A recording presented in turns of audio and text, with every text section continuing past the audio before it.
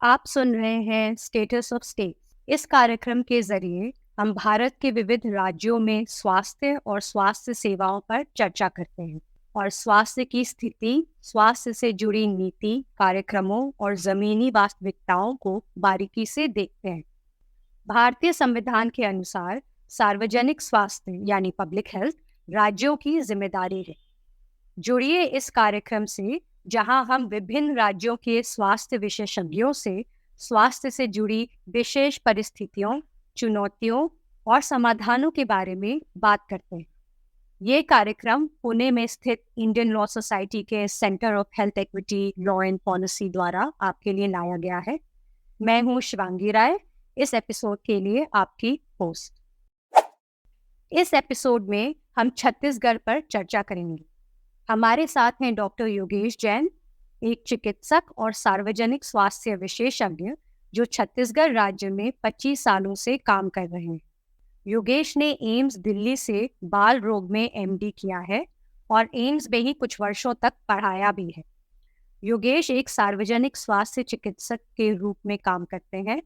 इन्होंने 1999 में कुछ और साथियों के साथ मिलकर जन स्वास्थ्य सहयोग की स्थापना की और उसके संचालन के माध्यम से मुख्य रूप से सामुदायिक और प्राथमिक स्वास्थ्य सेवाओं में शामिल रहे हैं।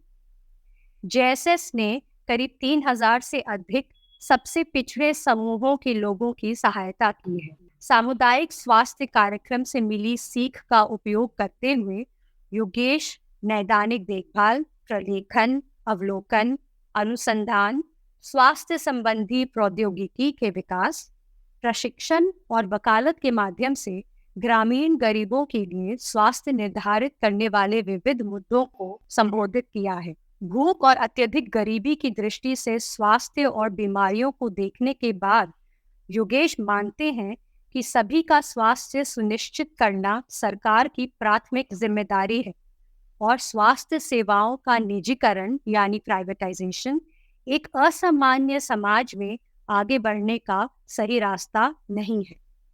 योगेश, शुरू करते हैं इस सवाल से कि छत्तीसगढ़ में स्वास्थ्य और स्वास्थ्य सेवाओं की स्थिति क्या है और आपके विचार में स्वास्थ्य के सामाजिक निर्धारकों का, जिन्हें सोशल डिटर्मिनेंट्स ऑफ हेल्थ भी कहते हैं, क्या प्रभाव रहता है स्वास्थ्य पर? शिवांगी, ये हमको समझने के लिए ये ज़रूरी है कि हम छत्तीसगढ़ की परिस्थिति को समझें।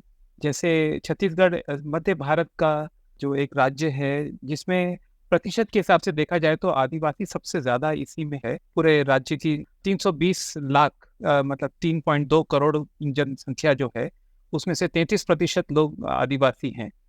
और आदिवासियों में भी ऐसा नहीं कि वो एक जैसे आदिवासी हैं, इसमें भी बहुत सारी हायरार्की है। जैसे कई सारे आदिवासी हैं जो बहुत ही पिछड़ी जनजाति के हैं और कुछ हैं जो सामान्य जनजातियों के हैं। और उसके अलावा जो बाकी 67% जो 2/3 गैर आदिवासी लोग हैं उनमें भी बहुत ज़्यादा असमानता है, आर्थिक स्थिति पे भी और सामाजिक रूप से भी।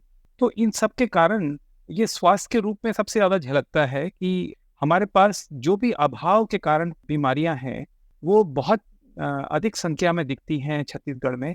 चाहे वो संक्रामक रोग हो जैसे ट्यूबरक्लोसिस की सीधा जिसका भूख से रिश्ता है वो, या मलेरिया और बाकी जो वेक्टर जनित बीमारियां हैं जैसे डेंगू या चिकुनगुनिया या स्क्रब टाइफस जो जंगल वाले क्षेत्रों में ज़्यादा होती है या गांव के क्षेत्रों में ज़्यादा देखने में आती हैं। और बाकी जैसे संक्रामक रोग जैसे कॉलरा, हैज़ा, वो भी हमारे राज्य में अभी भी काफ़ी संख्या में दिखती है। इसके अलावा शहरी आवास के लोग रहने वाले कम हैं, लेकिन अगर हम देखें जो बीमारियां पारंपरिक रूप से मानी जाती थी कि ये शहरी या थोड़े से संपन्न लोगों में ज़्यादा देखने में आती हैं, जैसे कि शुगर की बीमारी, डायबिटीज़, हमारे छत्तीसगढ़ में शुगर की बीमारी, डायबिटीज़ एक अलग रूप से ज़्यादा दिखती है जिसमें कुपोषित होते हुए ही जो डायबिटीज़ दिखना है। आमतौर पर मोटापे या थोड़ा ओवरवेट से रिश्ता है डायबिटीज़ का, लेकिन छत्तीसगढ़ और बाकी कुछ और गरीब मध्य भारतीय राज्यों में बहुत सारे छत्तीसगढ़ियों में डायबिटीज़ की बीमारी दिखती है। चाहे हाइपरटेंशन कहें, चाहे कैंसर्स कहें, वो बहुत ज़्यादा अधिक संख्या में दिख रहे हैं। इनके निर्धारकों के रूप में बात की जाए तो सबसे बड़ा निर्धारक तो मुझे लगता है हमारा कुपोषण है।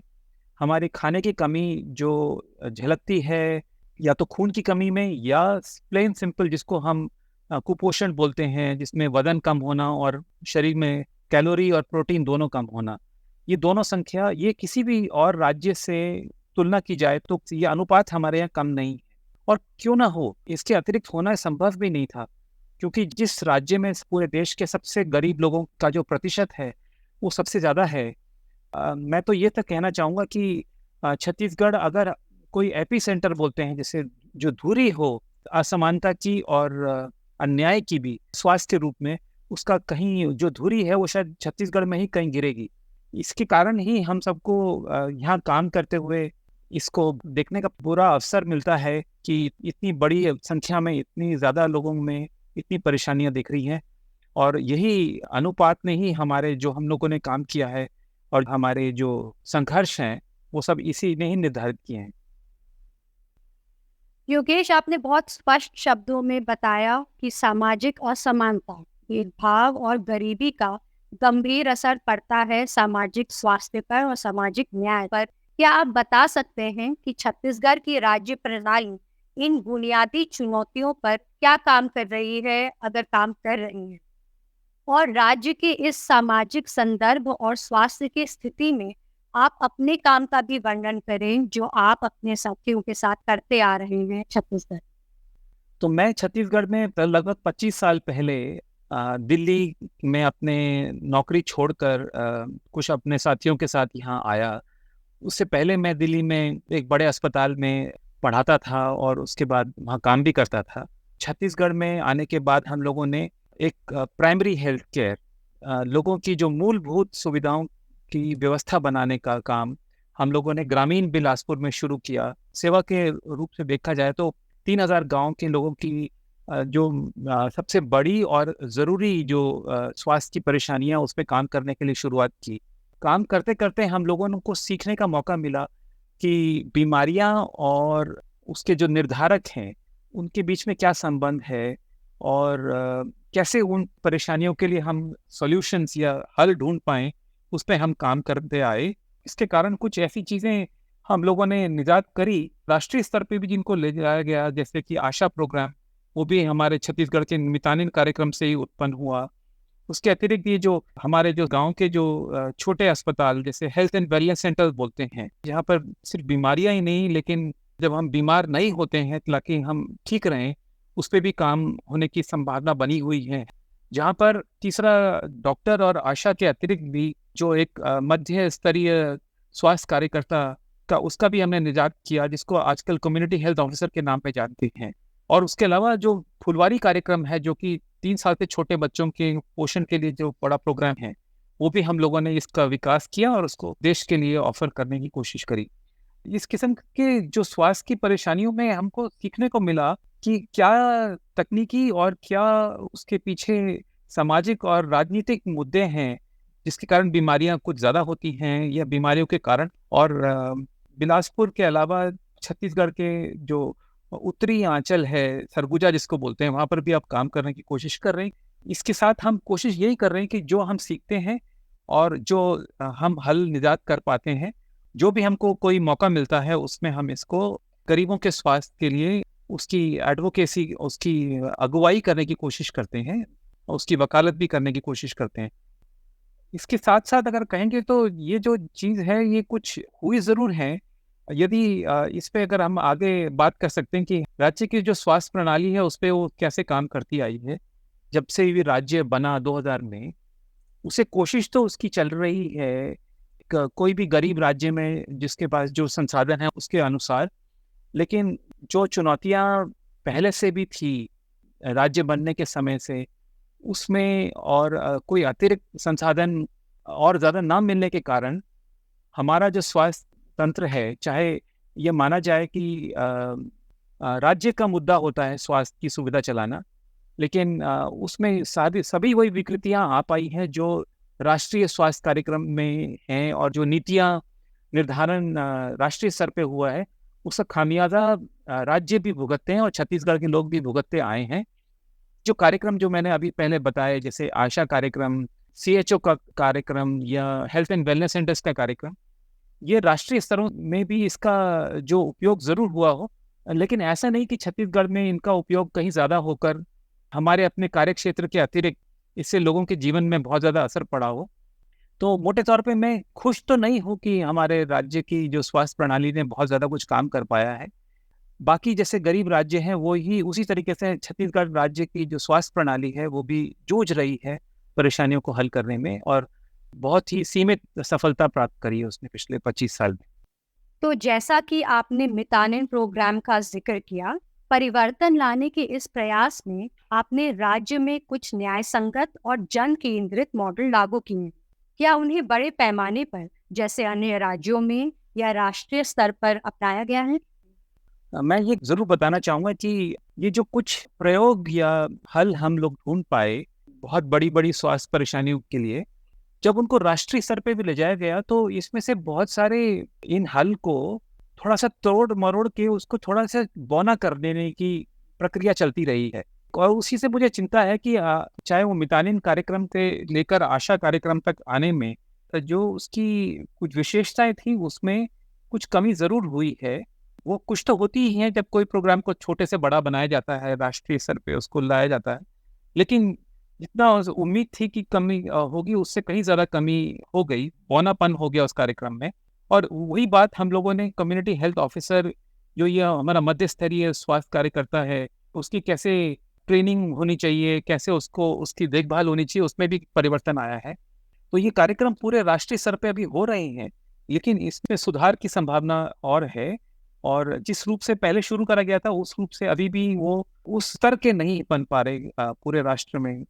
इसके अतिरिक्त जो ये हेल्थ एंड वेलनेस सेंटर्स का जो आइडिया है, जो कि एक काफ़ी दम वाला आइडिया है, और उसमें 3 से 5,000 जनसंख्या के लिए एक ऐसा केंद्र बन पाए, जहाँ पर बीमारी और स्वास्थ्य दोनों के लिए एक हमारे मध्य स्तरीय कार्यकर्ता और हमारी एएनएम काम कर पाएँ। वो कार्यक्रम चल रहा है, लेकिन अभी भी उसमें बहुत सुधार की संभावना है। इस समझ के साथ अगर हम देखें, तो इसके अतिरिक्त हम लोगों ने ये कोशिश भी करी कि 100 दिन का जो रोज़गार की गारंटी थी नरेगा कार्यक्रम के माध्यम से, उसमें हम लोगों ने इसको 150 दिन करवाया छत्तीसगढ़ में। ख़ास तौर पे जो महिलाएँ जो गर्भवती होकर जो जचकी करती हैं, वो भी काम है बच्चे को पालना और पोसना। उसमें भी ये नरेगा से हम लोगों ने 50 दिन के अतिरिक्त उनको वेतन मिल पाए, ये भी हम लोगों ने निर्धारण करा राज्य के स्तर पे। और इसके अतिरिक्त हम लोगों ने ये कोशिश तो राज्य में देखी ही कि क्योंकि टीबी की बीमारी कुपोषण से संबंधित है, तो क्यों ना जिन लोगों को टीबी की बीमारी होती है, उनको सही दवा के अतिरिक्त भोजन आहार मिले साथ में, ताकि उनकी बीमारी और जल्दी ठीक हो पाए और पूरी रूप से ठीक हो पाए। इसके लिए हम लोगों ने राज्य स्तर पे तो बजट में डलवाया, और इसी को एक बड़े ही बौने रूप में सरकार जो राष्ट्रीय स्तर पे है, उसने महज 500 रुपया प्रति माह टीबी के मरीजों को देने का पूरी पॉलिसी बनाई, जिसको जिसको भी देने में अभी भी बहुत कमी आती है।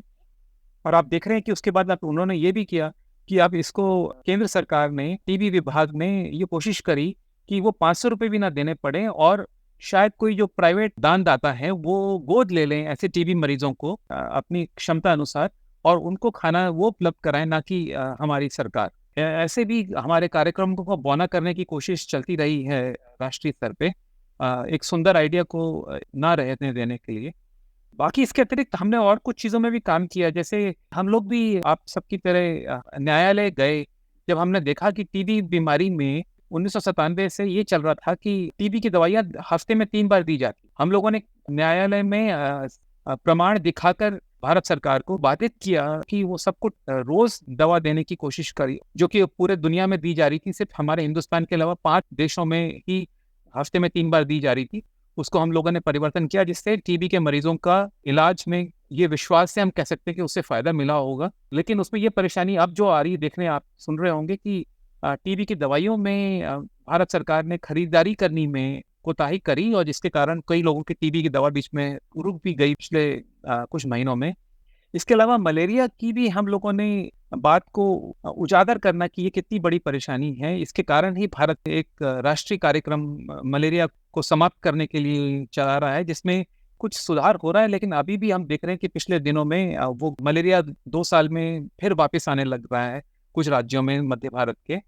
इसके अतिरिक्त सिग्निफिकेंट हम लोगों ने जो काम कर पाए वो महिलाओं की, खास तौर पे जो अति पिछड़ी जनजातियों के जो यौनिक संबंधित जो उनके हक हैं और उनकी अवहेलना हो रही थी, उसके लिए हम लड़े।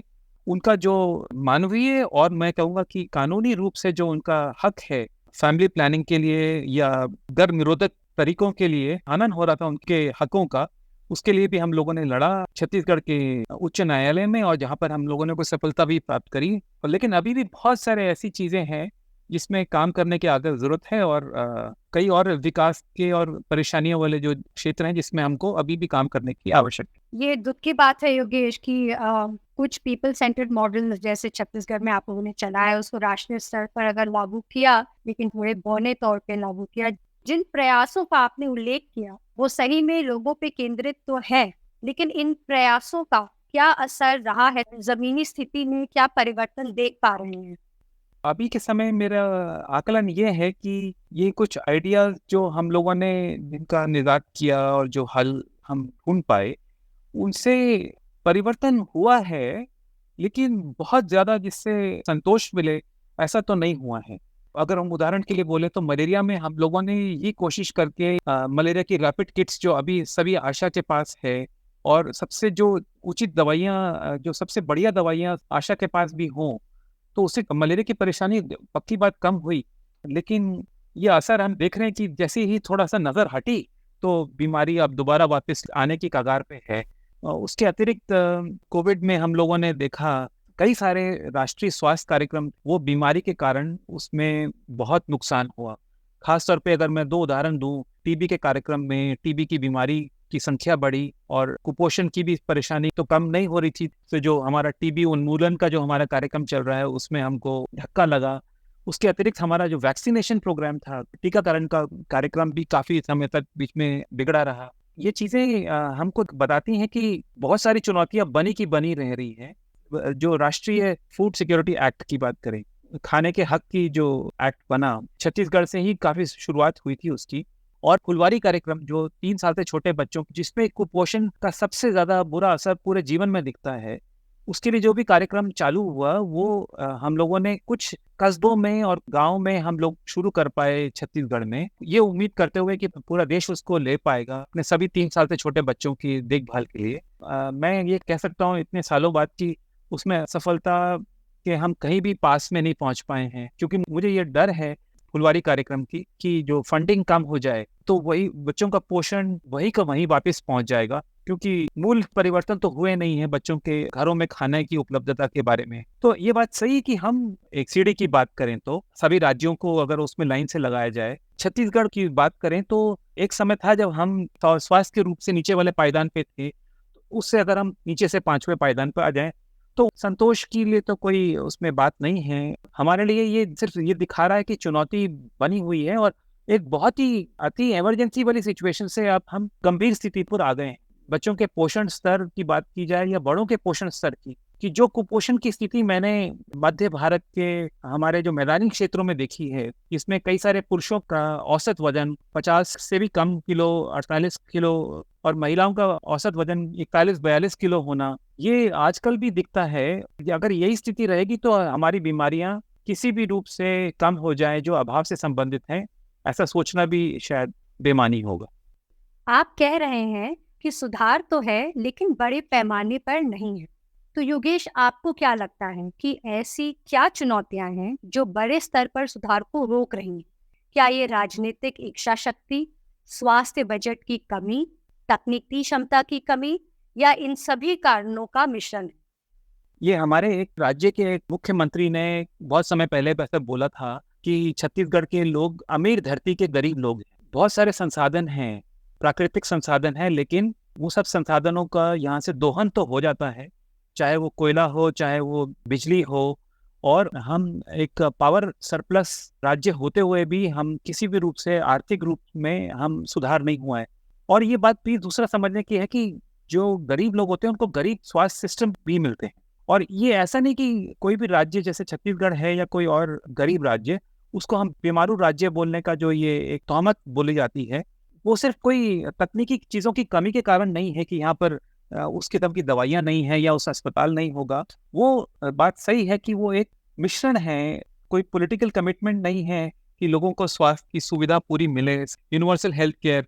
दूसरी परेशानी ये भी है कि लोग बहुत ही अशक्त महसूस करते हैं, अपने आप को कमज़ोर महसूस करते हैं, सामुदायिक रूप से भी, कि कोई मिलके ये डिमांड भी करे कि हमको ऐसी स्वास्थ्य सुविधाएँ मिलनी चाहिए, जो कि न्याय संगत हों, जो कि लोग उसके लिए लड़ाई भी करने को तैयार नहीं हैं। जैसे किसी ने थाईलैंड में बोला था कि 3 चीज़ें ज़रूरी होती हैं कोई इस पूरा काम कर पाने के लिए। एक तो होती है कि पॉलिटिकल कमिटमेंट हो, दूसरा है कि लोगों की तरफ से संघर्ष हो कि हमको ये सुविधा चाहिए, और तीसरा कि वो कैसे करना है स्वास्थ्य सुविधाओं को, उसकी जानकारी मतलब तकनीकी तंत्र के पास होनी चाहिए।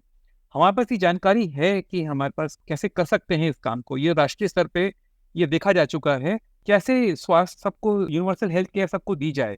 लेकिन ना तो पॉलिटिकल कमिटमेंट है, और दूसरा है कि हम उसमें ना तो उसमें पैसा डालना चाहते हैं। आप बिना पैसे डाले आप सोचें कि लोगों को स्वास्थ्य मिल जाए, और हमारा देश तो एक ऐसा, और हमारे राज्य भी ऐसे हैं जो कि 1% या 1.2% ऑफ द जीडीपी हम अपने स्वास्थ्य में खर्च कर रहे हैं राष्ट्रीय स्तर पे। और उसी में आप राज्यों की बात करें तो जो 8% कम से कम स्टेट जीडीपी का होना चाहिए, उसकी जगह सिर्फ 4 या 5% ही छत्तीसगढ़ लगाता है उसमें स्टेट जीडीपी का स्वास्थ्य में। तो कैसे लोगों को स्वास्थ्य का मिल पाए?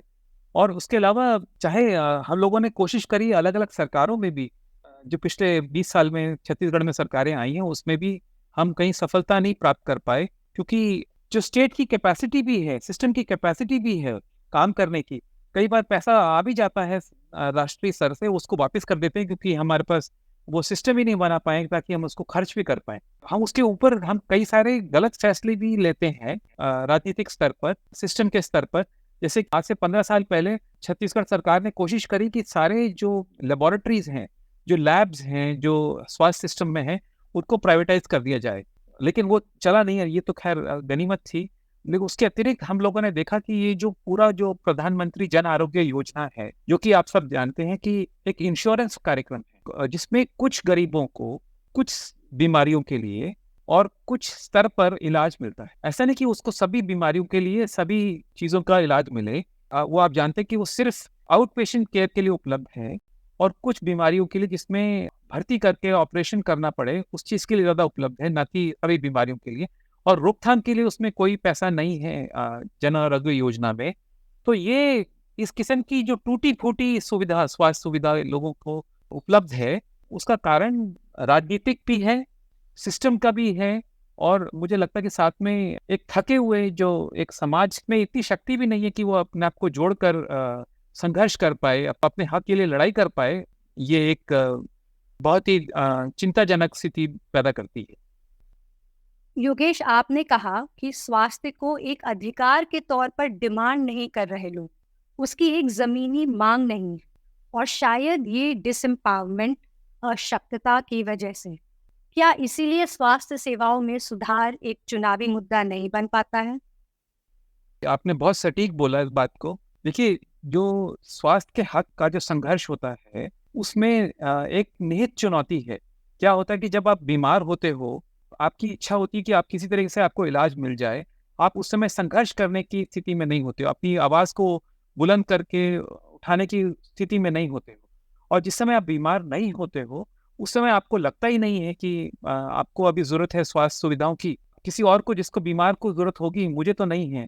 और तो इसीलिए हम सब लोग एक साथ मिलके उसमें काम भी नहीं कर पाते, और ये स्थिति चलती रहती है, और यही परेशानी हमारे सभी संघर्ष में जो स्वास्थ्य के हक के लिए होती है, उसमें रही है हमेशा से।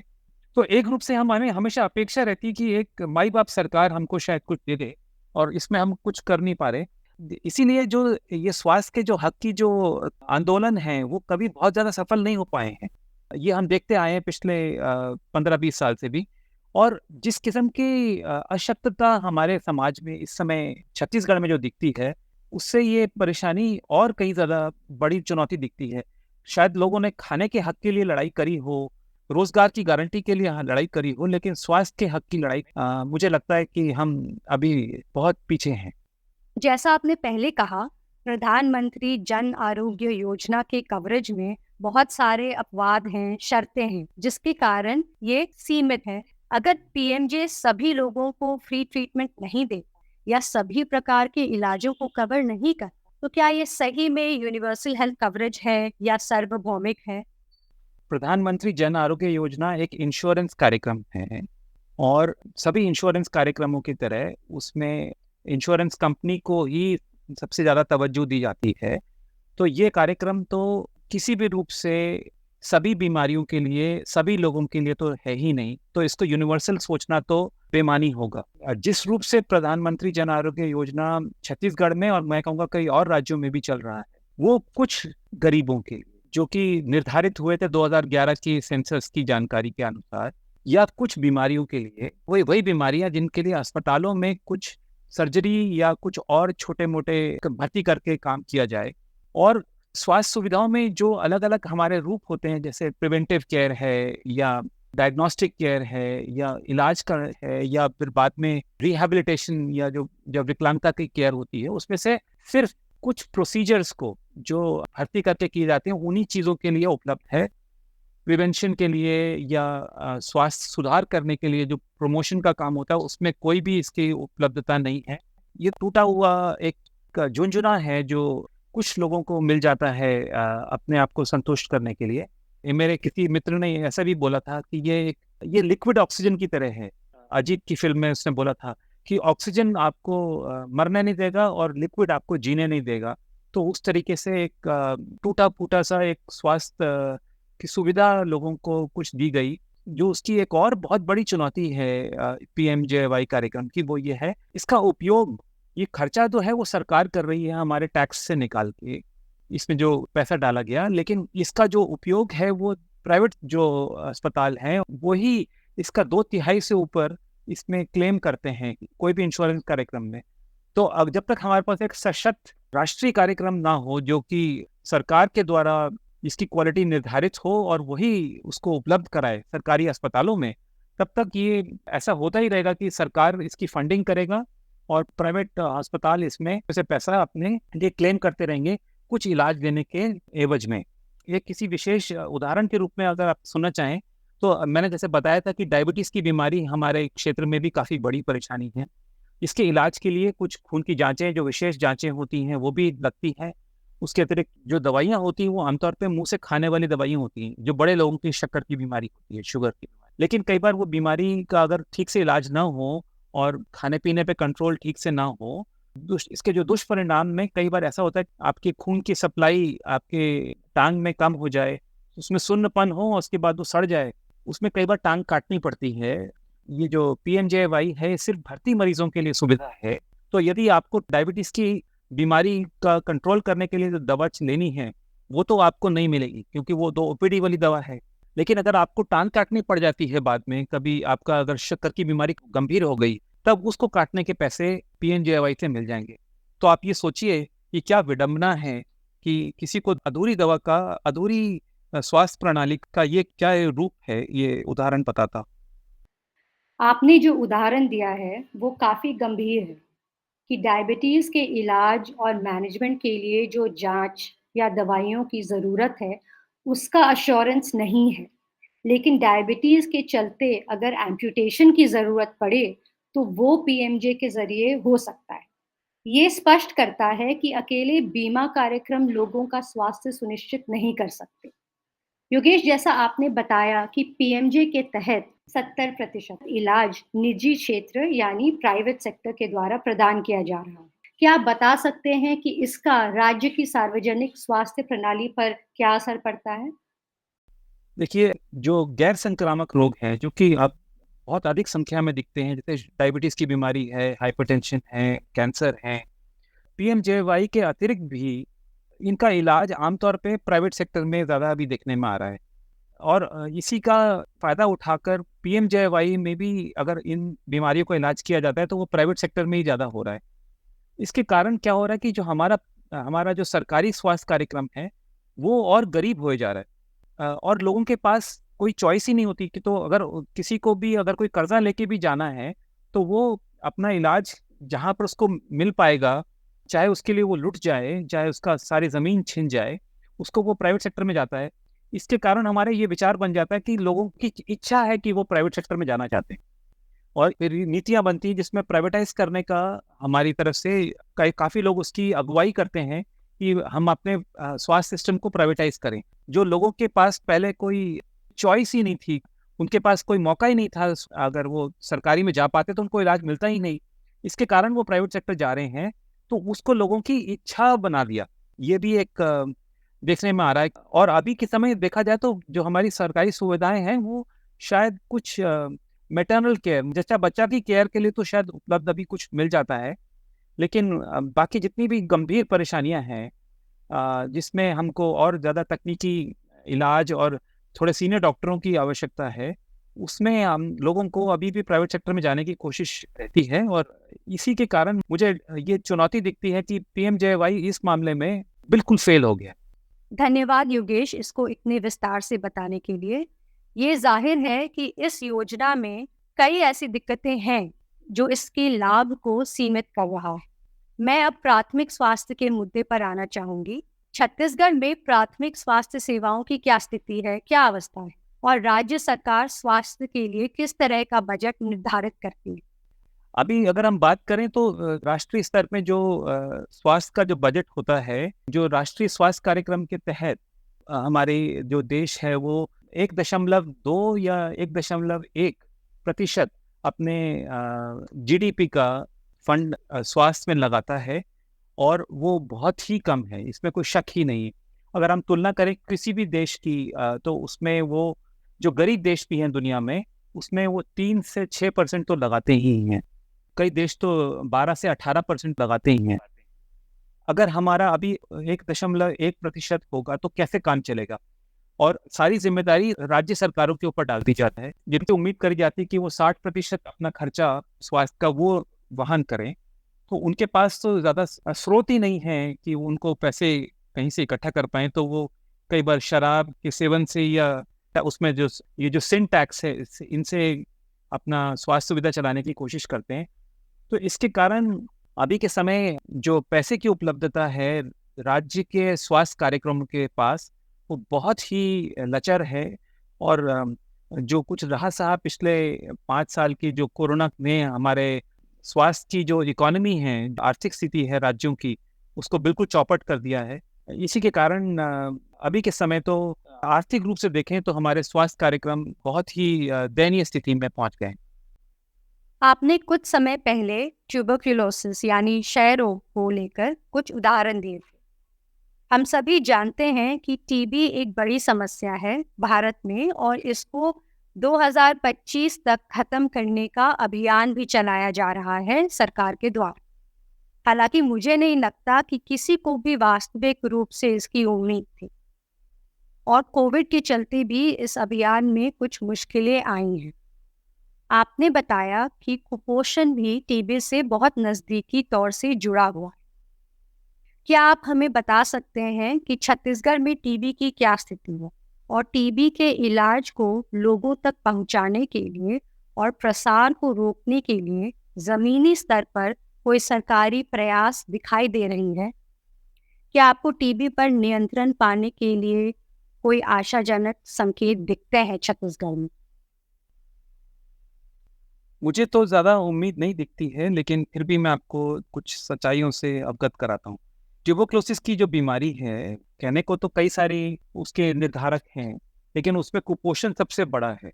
55% टीबी का सीधा-सीधा रिश्ता कुपोषण से है। जो मैं टीबी मरीज़ देखता हूँ या मेरे बाकी और जो चिकित्सक साथी हैं, तो 90% टीबी के मरीज़ों को कुपोषण है, और तकरीबन 60% टीबी के मरीजों को अत्यधिक और गंभीर कुपोषण की परेशानी। उसके अतिरिक्त हम जानते हैं कि शुगर की बीमारी और एचआईवी की परेशानी भी टीबी की परेशानी के साथ संबंध है, उसका बढ़ावा करती है। डायबिटीज़ और एचआईवी और अल्कोहल की परेशानी से टीबी की बीमारी की संभावना कहीं ज़्यादा बढ़ जाती है। लेकिन सबसे बड़ी परेशानी अभी भी कुपोषण है। हम अगर सिर्फ टीबी का इलाज, जैसे अभी राष्ट्रीय कार्यक्रम वो है, वो सिर्फ दवा पर ही निर्धारित हैं। 500 रुपया प्रति माह खाने के लिए देना तो एक बेमानी बात है। उससे तो कुछ पोषण का तो कुछ सुधरना नहीं है। इस रूप से अगर हम कार्यक्रम देखें तो जब हम निर्धारकों पे हम कोई काम नहीं कर पाएंगे, इसमें से खाने की उपलब्धता एक बड़ा सबसे निर्धारक होगा, अगर उसमें नहीं काम कर पाएंगे तो हमें टीबी की बीमारी पे हम कैसे उम्मीद करें कि वो ठीक हो पाएगी। उसके अतिरिक्त अभी की स्थिति में तो ये भी है कि टीबी की दवाइयों में जो उसकी खरीदारी में गलतियों के कारण पूरे देश में इस समय टीबी की दवा का उपलब्धता की कमी जो महसूस हो रही है, जिसकी वजह से कई लोगों को टीबी की दवा छूट जाती है। और हम सब जानते हैं कि टीबी की दवाइयाँ जो 6 माह तक कम से कम खानी है, अगर उसमें बीच में कभी छूट जाती हैं, तो टीबी से उबर पाने की परेशानी बहुत बड़ी बन जाती है।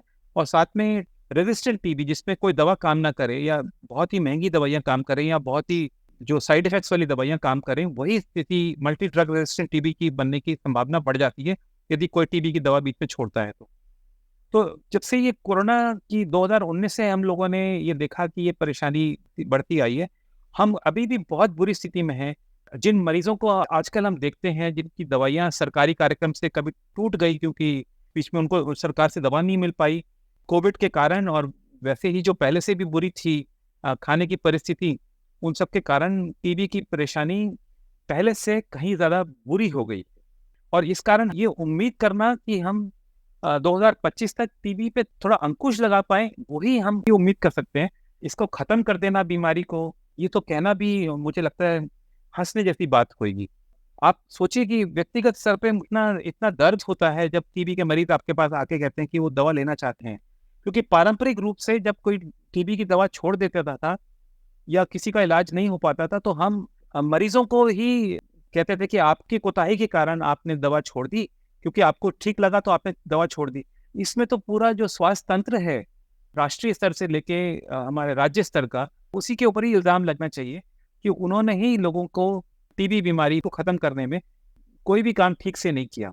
और इसी के कारण मुझे लगता है कि टीबी की परेशानी आने वाले दिनों में एक बहुत और बड़ी परेशानी के रूप में दिखने की स्थिति में हम आएँगे। आपकी बातों से ये साफ है कि टीबी के रोकथाम के लिए लोगों तक टीबी की दवाइयाँ पहुँचाना, सही पोषण मिलना और जो अलग-अलग योजनाएं हैं टीबी के लिए, उनका पूरा लाभ पहुँचाना, ये बहुत ज़रूरी है और इसके लिए सरकार को उचित बजट लगाना ही होगा। अब मैं कानून और नीति के मुद्दे पर आगे बढ़ना चाहूँगी। सेहत में हमारा मानना है कि जनता का अधिकार के रूप में स्वास्थ्य सेवाओं की मांग करना बहुत ज़रूरी है। तभी शायद सरकार अपनी जिम्मेदारियों को गंभीरता से ले। कुछ समय पहले आपने प्रजनन अधिकारों के बारे में एक उदाहरण दिया, जहां कुछ आदिवासी समूहों की महिलाओं ने अपने अधिकारों की मांग की। क्या आप बता सकते हैं कि वह मुद्दा क्या था और इसका परिणाम क्या निकला?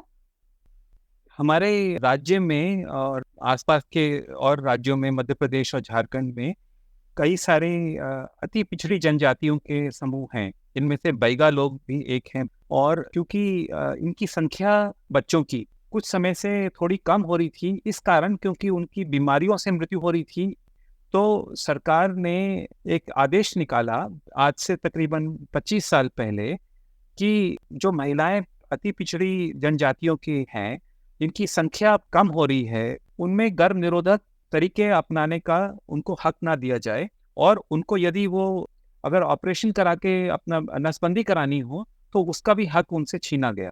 ये कह के कि उनको ज़्यादा बच्चे पैदा करने चाहिए, और अगर उसमें से कुछ मर रहे हैं ज़्यादा तो उसकी हमारी जिम्मेदारी नहीं है।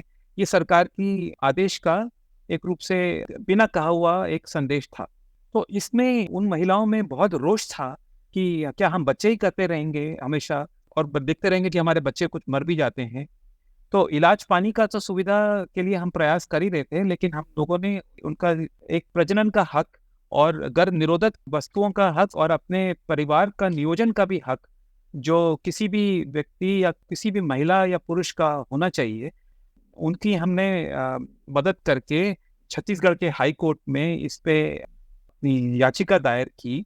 उनकी तरफ से याचिका दायर हुई, जिसमें हम लोगों ने उनका सहयोग किया, और अंत में इसमें लड़कर छत्तीसगढ़ के जो उच्च न्यायालय ने ये फैसला दिया कि सभी महिलाओं को हक है कि वो अगर उन्होंने नसबंदी करानी है तो उनको ऑपरेशन का भी सुविधा मिलनी चाहिए सरकारी तंत्र से। मैं लेकिन ये बताना चाहूँगा कि इस बात को 4 साल हो गए, लेकिन अभी भी बहुत सारी महिलाओं को परेशानी देखने में आ रही है कि उनको ऑपरेशन नहीं मिल पाता, जिसकी वजह से उनको अपना हक पूरा अभी तक नहीं मिल पाया है, जिसमें कोशिश जारी है। ये याचिका थी, ये 15 बैगा महिलाओं ने कुछ की थी। और लेकिन अभी भी ये परेशानी चल रही है। और मुझे तो बहुत दुख देता है कि कई बार अगर न्यायालय से हमको मिल जाता है हमारा हक, तो भी उसके बाद उसको लोगों तक पहुंचने का और लोगों के जीवन में सुधार होने की अभी भी कुछ और कदम हैं जिसको पूरा करने की जरूरत है। यह एक अच्छी बात है कि अदालतों के माध्यम से कम कुछ राहत प्राप्त की गई। ये एक समस्या है कि फैसला पूरी तरह से लागू नहीं हो रहा और औरतों की समस्या खत्म नहीं हुई। योगेश, मेरा अगला सवाल जो है, मुझे यकीन है कि आपने इस पर बहुत विचार किया हो। छत्तीसगढ़ में स्वास्थ्य और स्वास्थ्य प्रणालियों की स्थिति में सुधार लाने के लिए प्रमुख समाधानों के रूप में आप क्या देखते हैं, ताकि वास्तव में चीजों की दिशा को बदला जा सके? इसके लिए मैं दो रूप से कहूँगा कि हमको प्रयास जो हम थोड़ा हद तक कर रहे हैं और इसको आगे और सुचारू रूप से कर पाएँ, उसमें एक तो ये है कि हम सब लोगों के लिए स्वास्थ्य का हक, जिसको अगर अंग्रेजी में कहें तो यूनिवर्सल हेल्थ केयर बोलें। जो लोगों की बीमारियां हैं, किसी की भी बीमारी हो जो कि इस राज्य में रहते हैं, उनको जो तर्कसंगत उसका उपचार है या उसकी रोकथाम का भी काम है, वो सरकारी सुविधाओं से सबसे पहले, और जहाँ थोड़ा हद तक उसमें कमी हो उसमें प्राइवेट सुविधाएं भी दे दें, लेकिन ऐसे मिले लोगों को जिससे उनका खर्चा न के बराबर हो, और खासतौर पे ऐसा तो खर्चा हो ही ना जिससे वो गरीब हो जाए। ऐसी स्वास्थ्य सुविधा के लिए हम सरकार को बाधित करें कि वो उसको उपलब्ध कराए, और उसको जो करने के लिए अगर एक्स्ट्रा फंडिंग करनी है तो वो करे। उसको कैसे करना है उसके लिए जो तकनीकी विशेषज्ञ हैं उनकी उपयोग किया जाए, और साथ साथ अभी जनता को इसमें अपनी हक की लड़ाई भी करनी है, क्योंकि जब तक आप मांगेंगे नहीं तो आपको रोटी भी नहीं मिलेगी। तो जो स्वास्थ्य के हक के लिए लड़ाई कर रहे हैं उनमें लोगों को जुड़ाव करके एक संघर्ष की किसको किस तरीके से राजनीतिक मुद्दा बनाया जाए। लेकिन साथ में मुझे सरकार के स्तर पे खास तौर पे मैं कहूँगा कि हमारा जो इलेक्टेड रिप्रेजेंटेटिव्स हैं, जो हमारे दोबारा नुमाइंदगी करते हैं हमारे विधानसभा में, उनको भी मैं चाहूँगा कि राइट टू हेल्थ, स्वास्थ्य के हक के लिए एक कानून बनना चाहिए। इससे किस किस्म की हक सबको मिले सभी सुविधाओं के लिए, वो निर्धारित हो, और अगर वो हक नहीं मिलता तो उसके लिए उसकी पूछ होएगी, क्यों नहीं किसी को हक मिला, और उस पे जो खामियाजा है उसको भुगतना पड़े। और ये जो स्वास्थ्य का हक की जो लड़ाई है, ये कुछ राज्यों ने लड़ी है अब तक, जिसमें उन्होंने कुछ आंशिक सफलता प्राप्त की, जैसे राजस्थान भी की। उसका जो क्रियान्वयन हो रहा है उसमें जो कमियां आ रही हैं वो तो एक अलग है ही। तो मुझे सुनने में आया कि तमिलनाडु भी इस पे कुछ प्रयास कर रहा है, जो कि अभी फिर दोबारा से कुछ रुक गया है। आसाम ने कभी कोशिश की थी और आसाम ने उसको पास करने के बाद भी उसका कोई फायदा नहीं हुआ है लोगों को, क्योंकि उसका क्रियान्वयन नहीं करा। ये कोशिश में हम लोग छत्तीसगढ़ में जुड़े हैं, और इसमें बाकी सभी साथियों को साथ ले जाते हुए इस पे भी काम करने की आवश्यकता है। और इसके साथ साथ जो तीसरा बहुत ज़रूरी मुझे मुद्दा लगता है कि हमको कैसे ये प्राइवेट सेक्टर को रेगुलेट करना, क्योंकि अभी ये तो इसको तो मानना ही पड़ेगा कि प्राइवेट सेक्टर अभी काफ़ी ज़्यादा उपलब्ध है। लोग उसके पास जाते हैं क्योंकि सरकार के पास जा नहीं पाते, वहाँ पर सुविधा नहीं मिलती। लेकिन ये पूरा हमारा प्राइवेट सेक्टर बिल्कुल ही अभी अनियंत्रित चलता है। कितने पैसे लेने हैं, किससे क्या करना है, क्या जानकारी देना है, उसकी गुणवत्ता कैसी है, इस पे कोई भी अंकुश नहीं है। तो वो कैसे हो, उस पे भी हमको सबको काम करने की ज़रूरत है। ये जो स्वास्थ्य के हक का जो कानून बनेगा, चाहे वो सरकारी स्वास्थ्य तंत्र हो, चाहे वो प्राइवेट स्वास्थ्य तंत्र हो, रेगुलेट करने का दोनों की सुविधा उसमें उस कानून में होनी चाहिए। धन्यवाद योगेश, आपने एक समग्र और उपयोगी दृष्टिकोण का संक्षिप्त विवरण किया। आपके लिए एक अंतिम सवाल योगेश, आपने कहा कि स्वास्थ्य के अधिकार पर अधिनियम या कानून के लिए सिविल सोसाइटी को मिलकर काम करना है। क्या सिविल सोसाइटी में अलग अलग मुद्दों पर काम करने वाले एनजीओज में इस पर कोई चर्चा हो रही है, या इस विषय को आगे बढ़ाने की और सरकार के समक्ष रखने की ज़रूरत है? ये सवाल में तो मैं कहना चाहूँगा कि मेरी जो अभी समझ है कि पिछले तकरीबन 10 साल से कोई जो एनजीओज में काम कर रहे हैं, या जो सिविल सोसाइटी में अलग-अलग, चाहे वो ट्रेड यूनियंस हों, चाहे वो कंज्यूमर ग्रुप्स हों, चाहे वो लोगों के जो जन संगठन हैं, उनमें नेटवर्किंग, एक दूसरे से साथ जुड़ाव होना भी काफ़ी समय से कम हो गया है। और साथ-साथ उनकी जो उत्साह या स्फूर्ति थी, वो काफ़ी हद तक पिछले समय में कम दिखती है। इसमें सरकार की भी भूमिका रही है कि उनको दबाने में, उनका दमन करने में भी। तो इस कारण जो पहले भी हम देखते थे कि सरकारी स्वास्थ्य तंत्र को जो प्राइवेटाइज़ करने को जो कोशिशें चलती थी, उसमें जो विरोध होता था, अब हर किस्म के विरोध भी थोड़ा कम दिखता है। साथ-साथ अगर जो ये इंश्योरेंस कार्यक्रम पीएमजेएवाई भी अगर कुछ नहीं काम कर पाता, तो उसके लिए भी आवाज़ उठाना बहुत कम सा दिख रहा है। लेकिन अगर हमें कोई हक ही नहीं है और उम्मीद खो दें, उसका तो कोई फ़ायदा नहीं है और वो तो कोई रास्ता ही नहीं है। हमको तो किसी भी तरीके से उम्मीद बनाकर कोशिश करनी है कि आगे कैसे चला जाए और जो हम लोगों ने स्वास्थ्य के कानून के लिए जो हक की लड़ाई है, समग्र रूप से लोगों को स्वास्थ्य मिल पाए यूनिवर्सल हेल्थ केयर के रूप में, एक रूप से 2 चक्कों की तरह ये, एक गाड़ी के, उस तरीके से ही हमको आगे काम करने की ज़रूरत है और जो हम लोगों ने गलतियाँ करी हैं पिछले दिनों में, उनसे भी हमको सीखते हुए हमको आगे चलने की ज़रूरत है। पिछले 6 महीने से ऐसा लगता है कि शायद फिर से थोड़ी-सी ऊर्जा आने लगी है सिविल सोसाइटी में। उसी ऊर्जा को जो शुरुआत के जो अभी कुछ दिशाएँ दिखती हैं, उसी को आगे बढ़ाते हुए हमको आगे करने की ज़रूरत है। हमको हार मानने का या नाउम्मीदी का तो कोई रास्ता हमको सोचना ही नहीं चाहिए। यही एक तरीका है कि हम कुछ कर भी पाएँगे स्वास्थ्य के हक लोगों को दिलाने के लिए। इस उम्मीद भरे विचार के साथ ही योगेश, मैं आपको बहुत-बहुत धन्यवाद देना चाहती हूँ, हमें अपना समय देने के लिए और छत्तीसगढ़ में कई चुनौतियों के बीच चल रहे आपके बेहद महत्वपूर्ण काम के लिए। हम उम्मीद करते हैं कि आपके अनुभव से हम कुछ सीख सकें। सी हेल्प की तरफ से आपको बहुत शुभकामनाएँ। शुक्रिया शिवांगी। स्टेटस ऑफ स्टेट्स के इस एपिसोड में शामिल होने के लिए आपका शुक्रिया। ऐसी और बातचीत के लिए बने रहें हमारे साथ। मैं शिवांगी राय, आपकी होस्ट, आपसे विदा लेती हूँ।